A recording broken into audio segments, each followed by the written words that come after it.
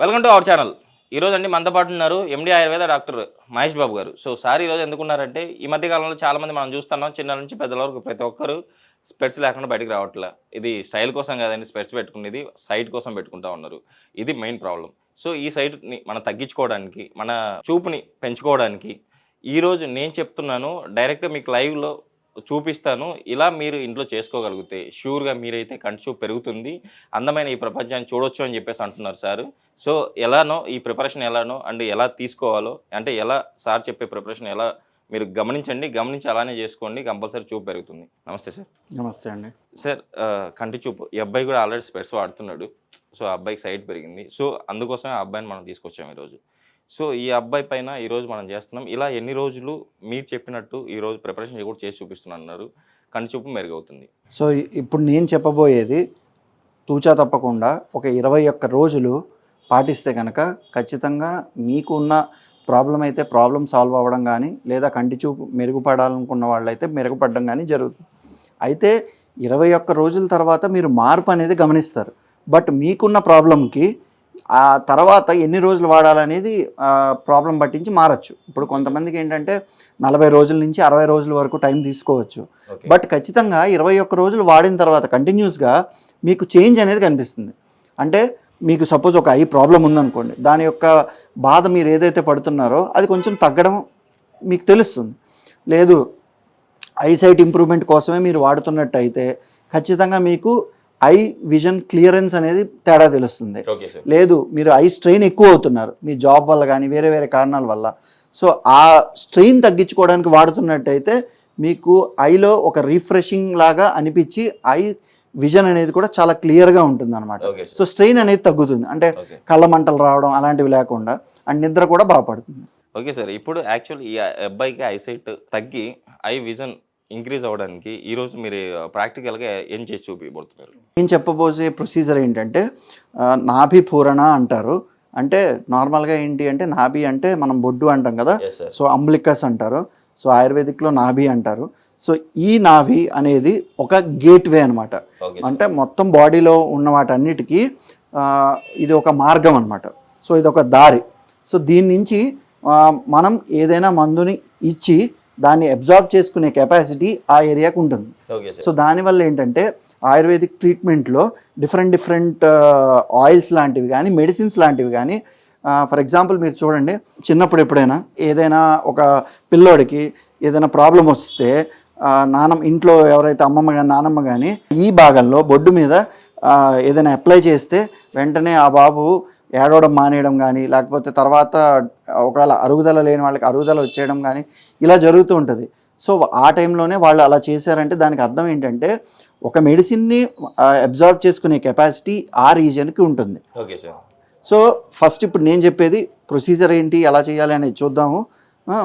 So first ఏంటంటే ఈ పార్ట్లో మనం కంటి చూపు గురించి మనం తీసుకోవాల్సింది ఏంటి అంటే ఆల్మండ్ ఆయిల్ అంటారు. సో బాదం నూనె.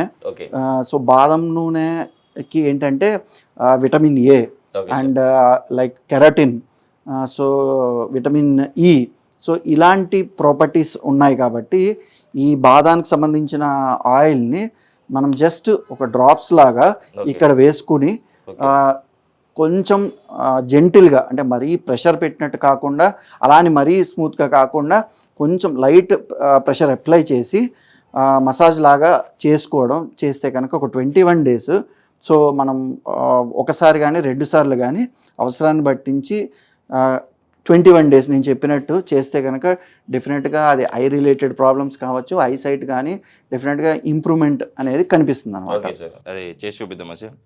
సో ఇప్పుడు మనం ఇది 2 రకాలు, ఇప్పుడు ఇది బాదం నూనె తీసుకున్నాం మనము. సో ఈ బాదం నూనెని ఫస్ట్ మనం ఇలాగా ఒక ధారలాగా ఇలా పోసి, లేదు మన దగ్గర డ్రాపర్స్ ఉంటాయి కదా, ఆ డ్రాపర్స్ తీసుకుని ఇలాగా ఒక 4 to 6 drops వేయడం కూడా చేసుకోవచ్చు. ఇప్పుడు మీరు చూస్తే కనుక ఇక్కడ ఇది వేసాం మనము, ఇక్కడ అది ఫిల్ అయింది కదా, సో ఇది స్ప్రెడ్ అవుతుంది. సో దీనిని మనం ఈ ఏరియాలో లైట్గా, సో అది చూడండి, అది ఇక్కడే ఈ పార్ట్లోనే ఇలా అక్యుములేట్ అయ్యింది కదా, సో ఈ రీజన్లో ఇలాగా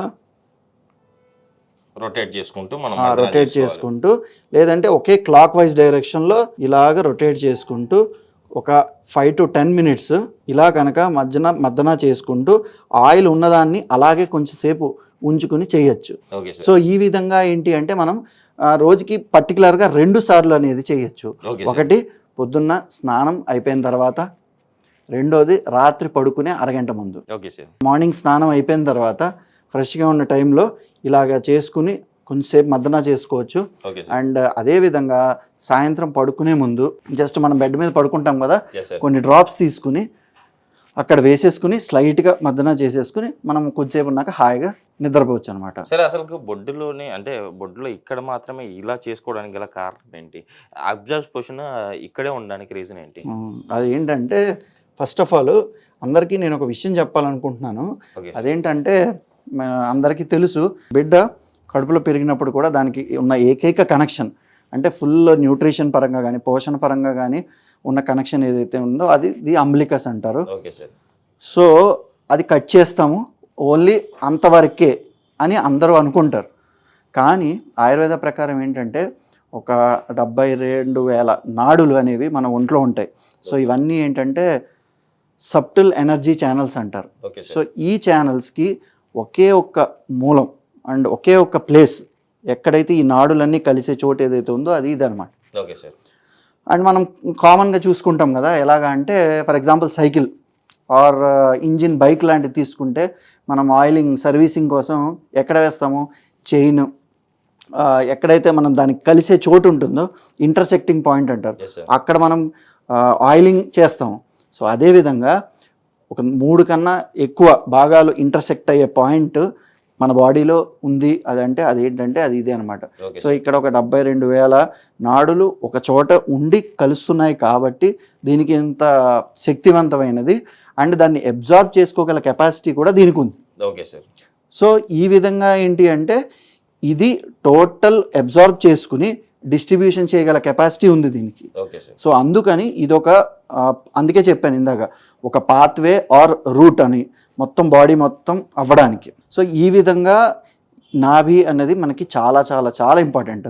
అఫ్ కోర్స్ మీరు చూడొచ్చు ఈ స్టెమ్ సెల్ థెరపీ కూడా ఈ మధ్య డెవలప్ అయింది.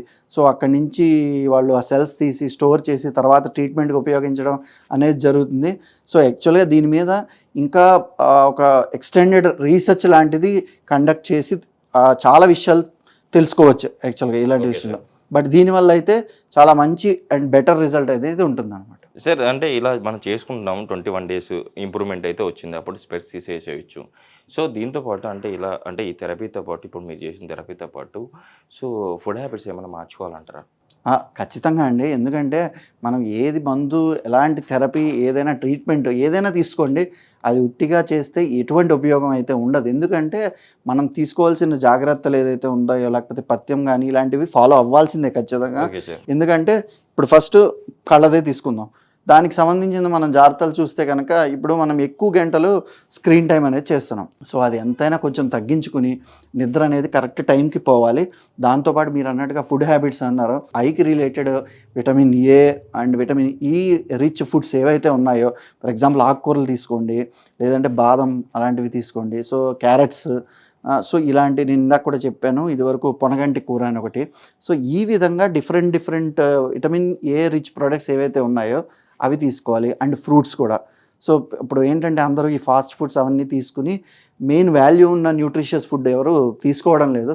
సో ఫుడ్ అనేది తీసుకుని స్లీప్ అనేది ఉండి ఐ స్ట్రెయిన్ అనేది కొంచెం తగ్గించుకుని and of course mental stress కూడా మనం తగ్గించుకుంటే డెఫినెట్గా రిజల్ట్స్ అనేది ఇంకా చాలా బెటర్గా ఉంటాయి అన్నమాట. Okay sir. నిజంగా సార్, ఈరోజు అయితే మన ప్రేక్షకుల కోసం డైరెక్ట్గా థెరపీ అయితే చాలా చక్కగా చూపించారు.